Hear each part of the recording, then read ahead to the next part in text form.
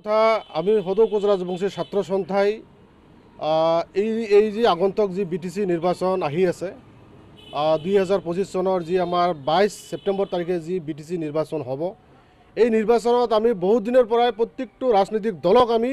আহ্বান কৰিছিলোঁ যে যিসমূহ কোচ ৰাজবংশী জনগোষ্ঠী প্ৰাৰ্থী জিকা পৰা সমষ্টি আছে বিশেষকৈ যিহেতু আমি আমাৰ যি অপেন সিটতহে আমি মানে খেলিব লাগে আৰু আমি বাৰম্বাৰ দাবী উত্থাপন কৰিছিলোঁ যে BJP AGP Congress BPF UPPL যিকেইটা ৰাজনৈতিক দল আছে আমি আহ্বান কৰি আহিছিলোঁ যে আমাক কোচ ৰাজবংশী জনগোষ্ঠীক প্ৰাৰ্থী প্ৰদান কৰিব লাগে যি দলেৰে হওক কিন্তু আমি দেখিবলৈ পাইছোঁ যে আজি প্ৰত্যেকটো ৰাজনৈতিক দলেই যি ধৰণে ভূমিকা গ্ৰহণ কৰিছে এয়া কিন্তু সঁচা সঁচিকৈ কোচ ৰাজবংশী জনগোষ্ঠীৰ কাৰণে দুৰ্ভাগ্যজনক আমি বাৰম্বাৰ আহ্বান কৰিছিলোঁ যে বিগত 15 বছৰ বিপিএফ চৰকাৰে শাসন কৰিছিল তাতে কোনো ধৰণৰ কোচ ৰাজবংশী জনগোষ্ঠীৰ প্ৰতিনিধি তাতে প্ৰেৰণ কৰা হোৱা নাছিল কোনো ধৰণৰ কোচ ৰাজবংশী জনগোষ্ঠীৰ কাৰণে বিপিএফ চৰকাৰে চিন্তা কৰা নাছিল বিগত 5 বছৰ ইউপিপিএল আৰু বিজেপি চৰকাৰে শাসন কৰিলে তাতেও কিন্তু কোচ ৰাজবংশী জনগোষ্ঠীক কিন্তু কোনো ধৰণৰ গুৰুত্ব দিয়া হোৱা নাছিল বা বঞ্চিত কৰা হৈছিল শেহতীয়াভাৱে আমি এইকাৰণে আহ্বান কৰিছিলোঁ যে যোৱা 20 বছৰ যি ধৰণে কোচ ৰাজবংশী জনগোষ্ঠীক অনলি ভোটৰ কাৰণে ব্যৱহাৰ কৰি আহিছে এই ক্ষেত্ৰত যাতে কোনো ধৰণে আমাক যাতে বঞ্চিত কৰা নহয় কোনো যাতে অৱহেলিত কৰা নহয় আৰু আপোনালোকে জানে যে আজি বিটিচিত 40টা সমষ্টি 40টা সমষ্টিত প্ৰায় কোচ ৰাজবংশী ভোটাৰ মোটামুটি মানে 2 লাখৰ ওপৰত আছে আজি এই 2 লাখ ভোটাৰক লৈ আজি বিজেপি চৰকাৰ হওক ইউপিপিএল চৰকাৰ হওক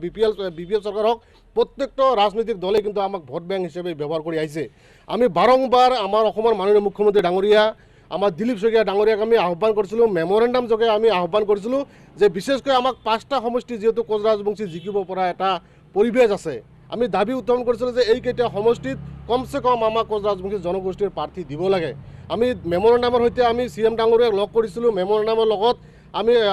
জমা দি আমি কথা পাতিছিলোঁ কিন্তু আমি শেহতীয়াভাৱে দেখিবলৈ পাইছোঁ যে সঁচা সঁচিকৈ কোচ ৰাজবংশী জনগোষ্ঠীটোক চৰম অপমান কৰা হৈছে চৰম অৱহেলিত কৰা হৈছে আৰু সেইকাৰণে আপোনালোকৰ মিডিয়াৰ যোগেদি আমি আজি সদৌ কোচ ৰাজবংশী ছাত্ৰ সন্থাৰ তৰফৰ পৰা আমি দুখ অনুভৱ কৰিছোঁ প্ৰতিক্ৰিয়া দিছোঁ যে সঁচা সঁচিকৈ কোচ ৰাজবংশী জনগোষ্ঠীক অনলি ভোট বেংক হিচাপে ব্যৱহাৰ কৰি আহিছে নেকি আজি বিজেপি আহে তেতিয়া আমাৰ জনসাধাৰণৰ ওচৰত ভোট বেংক হিচাপে ব্যৱহাৰ কৰি আহিছে আৰু নিৰ্বাচনৰ সময়ত আমাক নানান ধৰণৰ প্ৰতিশ্ৰুতি প্ৰদান কৰি আমাৰ যি মূল্যৱান ভোট সেই আদায় কৰি নিজৰ গাদীত অধিষ্ঠিত হয় সঁচা সঁচিকৈ এইবাৰ আমি আপোনালোকৰ মিডিয়াৰ যোগেদি সমূহ কোচ ৰাজবংশী জনগোষ্ঠীক আমি আহ্বান কৰিছোঁ আপোনালোকে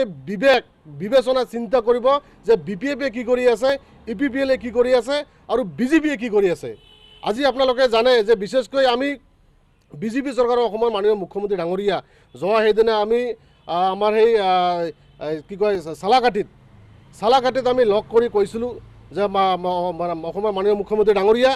আমাৰ যি জ্বলন্ত সমস্যা আজি পৃথক ক্ষমতাবোৰ জনজাতিকৰণ এইটো এটা ৰাজনৈতিক সমস্যা এই সমান্তৰালভাৱে যিহেতু এটা বিটিচি নিৰ্বাচন এইখন এখন কাউন্সিল নিৰ্বাচন এই কাউন্সিল নিৰ্বাচনত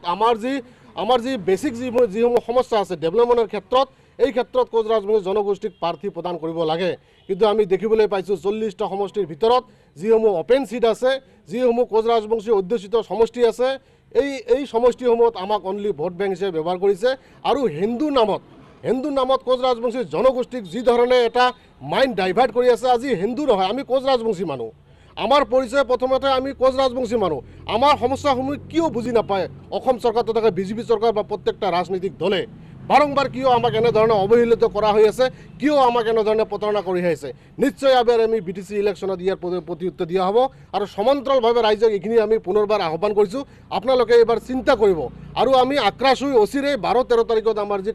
এক্সিকিউটিভ হ'ব এক্সিকিউটিভত আমি সিদ্ধান্ত লৈ আমি ঘোষণা কৰিম যে আমি প্ৰকৃততে আমি কাক এইবাৰ ভোট দিম ৰাইজক সমান্তৰালভাৱে আমি আহ্বান কৰিম যে আপোনালোকে যাতে কোনো ধৰণৰ টকাত যাতে ভল নাযায় কোনো ধৰণৰ নেতাৰ পাছত যাতে বিক্ৰী নহয় এইখিনি ৰাইজক কিন্তু সচেতন হ'বলৈ আহ্বান জনাইছোঁ আৰু সমান্তৰালভাৱে বিজেপি চৰকাৰ বিপিএফ চৰকাৰ ইউপিপিএলৰ যি ধৰণে আজিৰ তাৰিখত প্ৰতাৰণা কৰি আহিছে কোচ ৰাজবংশী জনগোষ্ঠীক ইয়াৰ প্ৰতি উত্তৰ কিন্তু দিয়া হ'ব আৰু বিশেষকৈ আপোনালোকে জানে যে আজি ফগলেগ্ৰাম গুমা সমষ্টি থুৰিবাৰী মথনগুৰি মদৈবাৰী বিশেষকৈ আমি 5টা সমষ্টি আগৰ পৰা আমি ডিমাণ্ড কৰি আহিছিলোঁ কিন্তু স্পেচিয়েলি আমি 5টা সমষ্টিৰ যিখিনি ভোটাৰ বা যিখিনি মানে জিকিব পৰা এটা নেতৃত্ব দিছিলে